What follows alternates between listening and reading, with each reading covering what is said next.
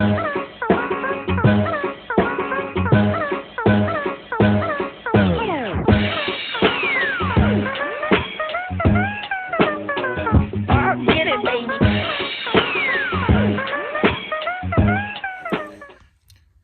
Nation, welcome back to the channel. For everybody who's first time tuning in, please like, share, and subscribe.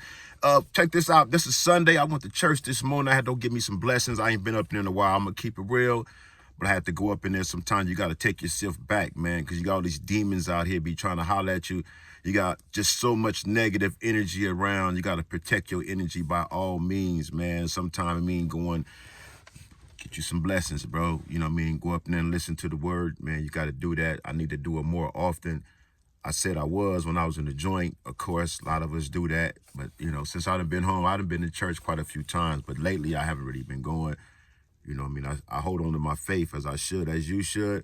And there's a reason why we hold on to our faith. Me, for one, of course, I had life. I got out. You know what I mean? A lot of things I've done in the past, I probably should still be doing life. But I was blessed with another chance for a reason.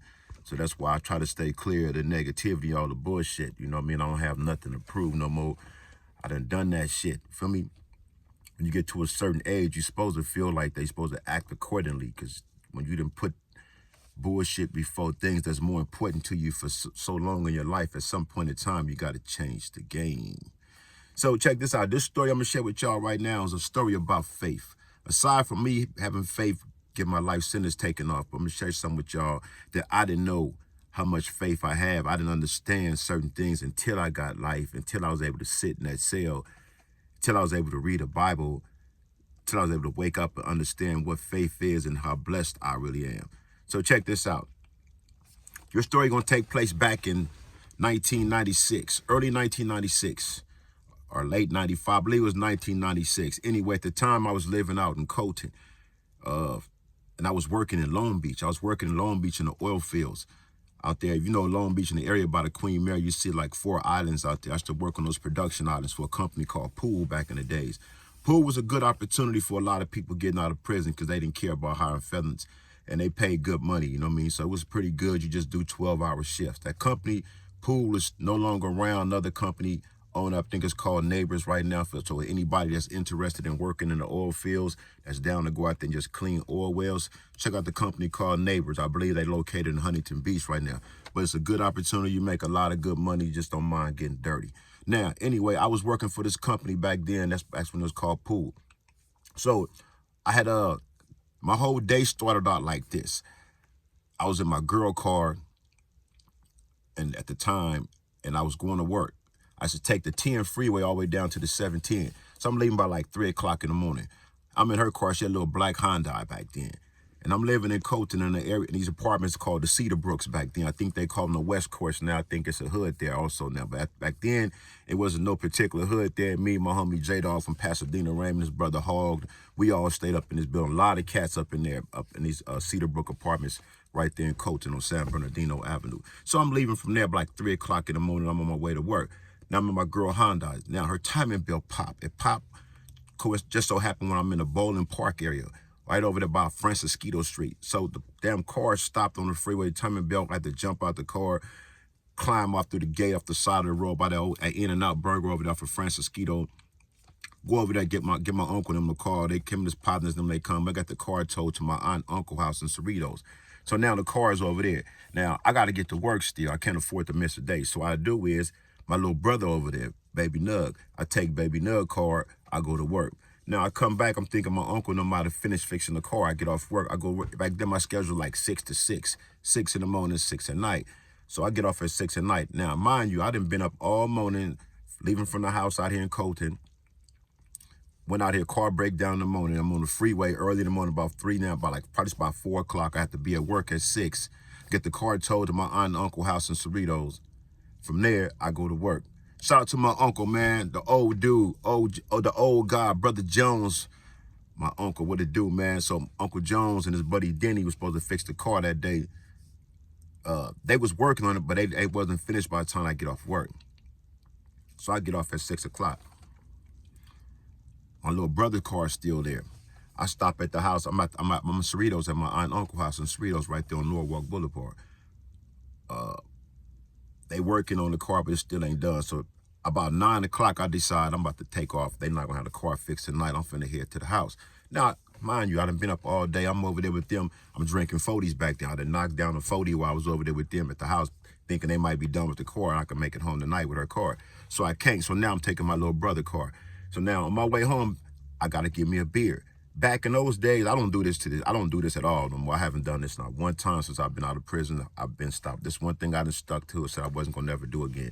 I never ride around with nothing in my lap as far as drink. I don't ride in the open containers. I don't do that. But back then I did.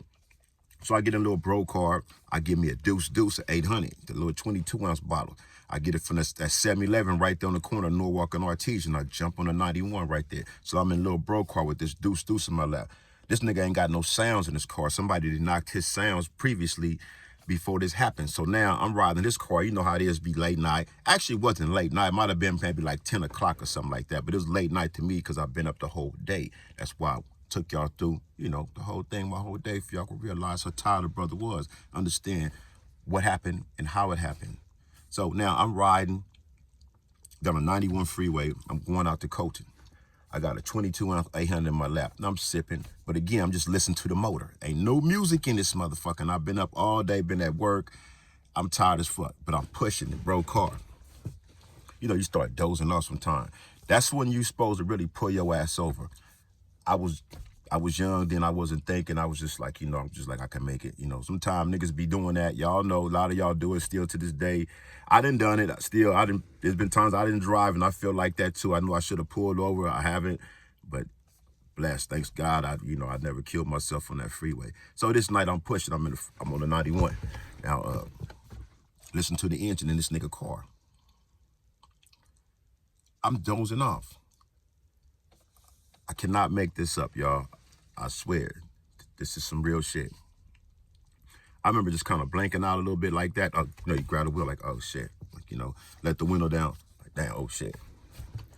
Then I remember waking up. I was parked. It's a Target out there. It's a Target by the mall in Riverside, by the Tyler Mall. It's a Target out there. I remember being parked, waking up, being parked in the parking lot, that Target across the street from the Tyler Mall. The car was bagged in, and I was just in the car, like my head down, just woke up, and I'm like, damn, and where am I at?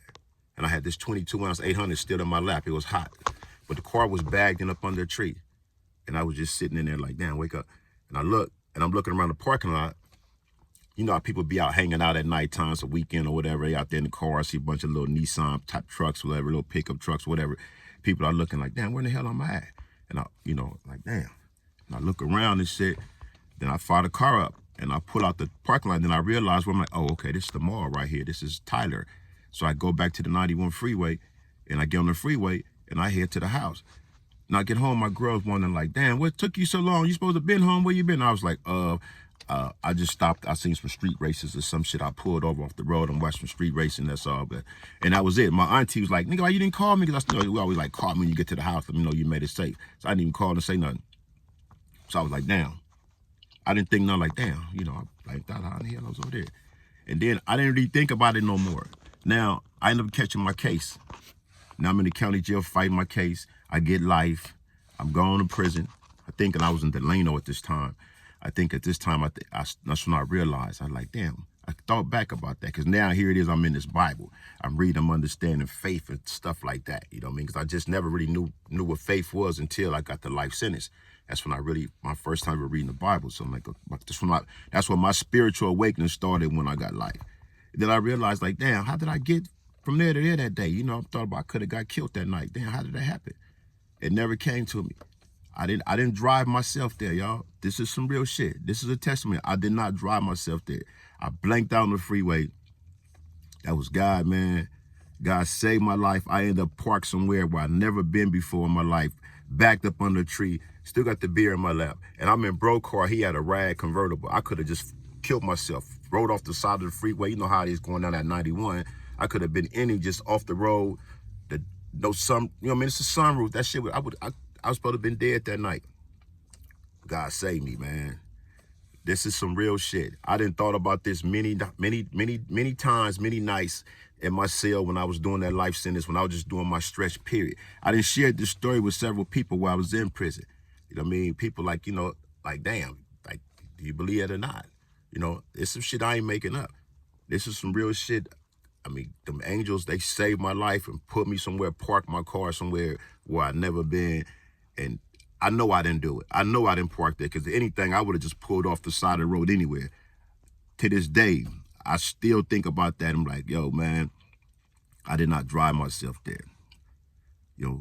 So this is why I tell y'all, man, God is real. Regardless of what you're doing in your life, bro, find time for God, man, to give thanks for your blessings, because you still here.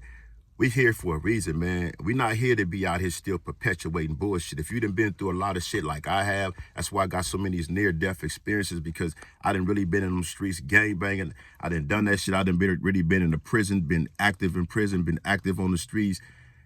And I'm here right now, man, and God saved my life. You know what I mean? So that's why I be like, call me turned down. I don't give a fuck, nigga. I'm free. I'm with my family. That's most important. A lot of niggas don't know when to stop. A lot of niggas try to keep going, still trying to be this hard figure, trying to keep this image going. And most of the times, the people that don't know when to tone it down end up in fucked up situations where they should have toned it down a long time ago. Because now, like, we hear about, oh, that nigga done did some shit, now he did some telling. I got homies to this day, man. If they would have toned it down at the right time, they'd be still too good to this day. But niggas didn't know when to tone it down, man. Niggas didn't got killed, or their names done went bad. Like, bro, you got to just chill at some time. You got to stop trying to push the issue. Stop trying to press the issue on shit, man. Just like, sometimes you got to just like, that nigga done that most of his life. He got to just fall away from that kind of shit. Other niggas do that shit. It's other generations that come beyond up under us. So you got to let the other generations do things the way they do things in every motherfucking community. But you gotta always, man, regardless, bro, you gotta always give thanks, man. You gotta know God is real, whether you're Muslim, Christian, whatever your faith is, God is real, man. That right there showed me a lot, because I could have been dead a long time ago. All these near-death experiences I didn't share with y'all see, I could have been gone a long time ago, man. I'm still here. So it's only right that I talk righteously and say some good shit instead of the bullshit, instead of get on here with negative energy. I don't possess no type of negative energy, and I try to keep people with negative energy away from me, because that shit don't go together. That shit bring you backwards. That's a form of regression, backsliding in your life, whatever it is you're doing. But if you made it this far in life, you've been doing this a long time, man, stop while you're ahead, bro, and give thanks, man. Whatever you do, give thanks, man, and believe this, man, God is real. Peace and blessings to you and yours. And shout out to everybody who's been tuning in. Power to the people. The people is the power.